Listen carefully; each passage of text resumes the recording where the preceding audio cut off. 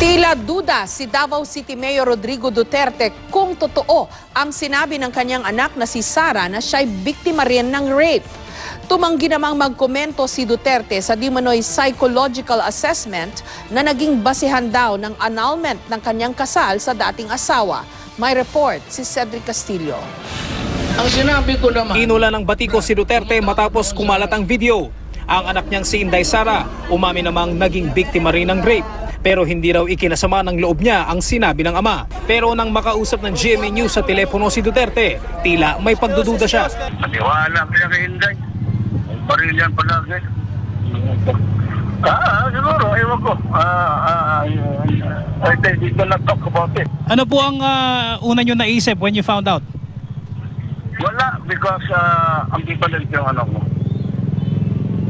Kaya na sinabi sa akin.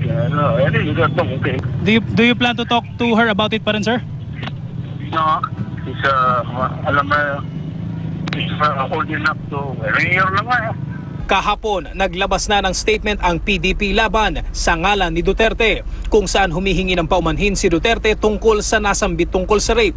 Tinanong namin si Duterte ukol sa pahayag na ito. Yung ba may approval nyo at may go signal nyo, sir? Anyway, PDP laban niya, di okay lang. Pero nang kapanayamin ng media si Duterte tungkol dito, ito naman ang kanyang sinasabi. Are you sorry for uttering the controversial remark? No, because I was in narrating.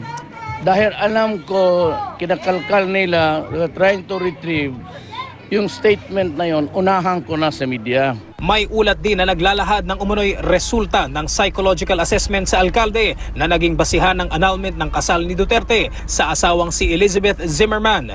Tumangging magkomento dito si Duterte. I will not comment on that because it's supposed to be private. It's a private document. I will not answer any question regarding it. It's supposed to be kept.